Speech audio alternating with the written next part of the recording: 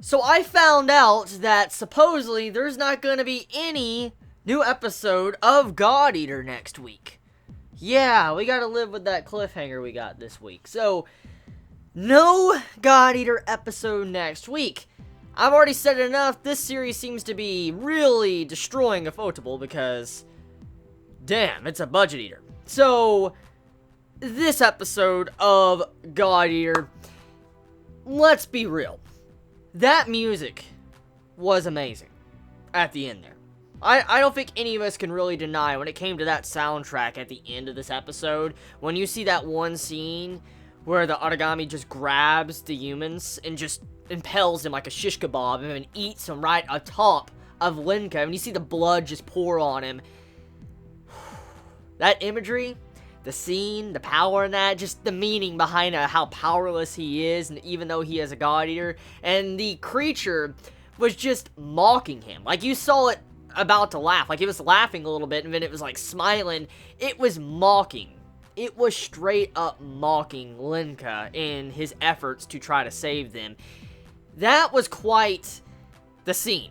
And the music of that, I think, is what really won me over. When you hear that, just that choir, that slow build-up song just in the background, that sad song, and then all of a sudden, the ending credit starts. It starts rolling down and all that. I'm like, come on, come on! And then I find out on top of that that there's not going to be any episode next week. I'm like, of course. Of course. Of course. So, episode of God Eater. To put it this way, I have a lot of theories I want to discuss now after witnessing what I saw in this episode, and it clarifies a couple things. So, we found out that there was some form of mutation when it comes to origami. Like, they get this black aura all around them, and it causes some form of mutation from what we witnessed in this episode. And as soon as I saw that, I was trying to pinpoint, okay, so what sets this thing apart from the other Vajra that they were fighting earlier on in this episode? Like, what's so different besides the color scheme of it? What is different? And after looking at certain things throughout the episode with this beast that was introduced, I came to theorize that most likely whatever this thing is, since it has this black aura around it, I'm assuming it has intelligence. Like, it was smiling. We saw that multiple times throughout this episode. It continued to smile, and it was mocking Linka. That was just too damn obvious. So, I feel like whatever this mutation is, it's some form of intelligence. For instance, it is an origami that has evolved to the point to where it has its own conscience. For instance, its own thinking patterns and brain.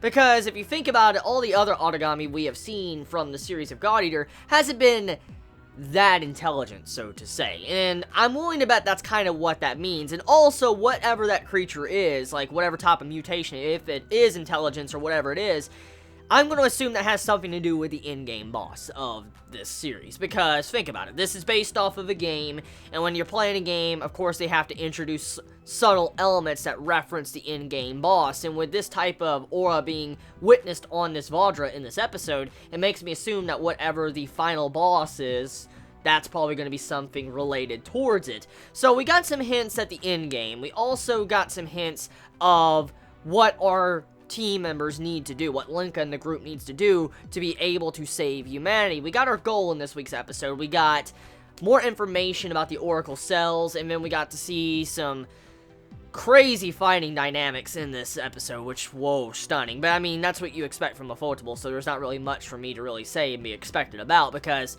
Ufotable usually does that type of stuff all the time. So besides that, talking about, let's see here, we found out that depending on the core size, like let's say they're fighting little origami and they're defeating them, let's say they defeat 100 of them, okay, let's just put it in that perspective. They defeat 100 of these little origami that have little cores, and they take them back to Aegis, and they, try to make it where Aegis can save humanity, get to 100%, well, it takes a lot longer, because they need a bigger core to be able to, I guess, make the building process faster, which makes sense. It makes sense. I mean, that's obvious in of itself. So we come to find out the progress of what this building is at. It's at 0.06%.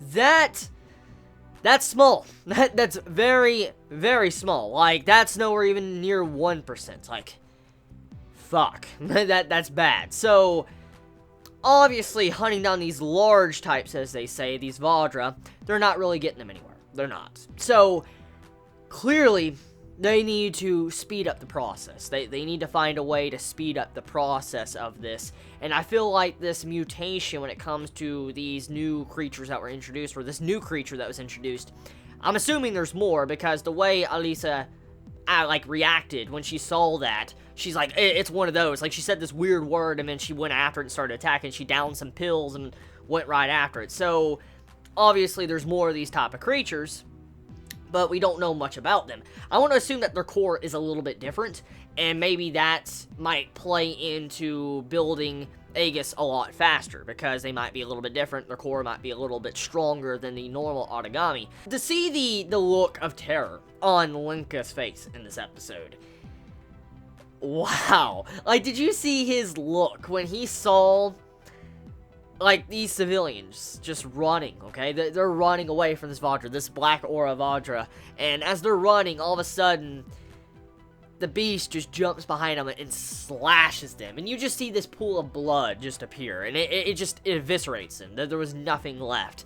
When I saw that scene, I'm like, if this thing could just do that amount of damage with one slice, I mean, that's crazy. I mean, Linka, he got wrecked. If that thing probably wasn't holding back and playing around with him, Linka would have been a little bit of a snack, because he was shish kebabbed as well in this episode. That's probably going to turn out to be very bad for that creature in the near future, because Linka's obviously going to get stronger after this ordeal. Speaking of getting stronger and talking a little bit more about Linka, we get to see some form of veins appearing all over Linka's body in this episode when he's getting very angry. And when I was thinking about it, I'm thinking like, okay, we do know God Eaters, they have some form of these Otagami inside of them, or these Oracle Cell inside of them. So I'm starting to think that most likely that's probably the case. It seems like the Oracle Cells will react inside of Linka's body, and that's kind of what was going on when he saw his veins appear. That's my assumption of what I witnessed in this episode. And it'll probably play a role in why some God Eaters are actually able to control, you know, their God Arcs so well, and why the God Arcs kind of have an Otagami inside him. Like what we saw in this episode, it goes to show you also how this creature is not really that retarded or stupid or anything, because when you see Linka try to troll his God Arc and about to attack the Black Aura Vadra, the Vadra stabs his weapon. It cuts his weapon in half, and then you see the fluid come out of it that's, you know, representative of the Otagami blood. And as it's, you know, pouring out, you see it to where it's starting to form into an Otagami and attack it, and then all of a sudden the Black Aura Vadra just stabs it while it's activating. It seemed like it had knowledge of how God Eaters work, or how God Arcs work, the way it was acting in that fight. So once again, to prove the point that it's a very intelligent being that has its own will. So that's my thoughts on this week's episode of God Eater. A very good episode, and I can't wait to see where it's going to go. Tell me your thoughts in the comments below. You all have a wonderful day or night wherever you live. Please be safe. Chibi out.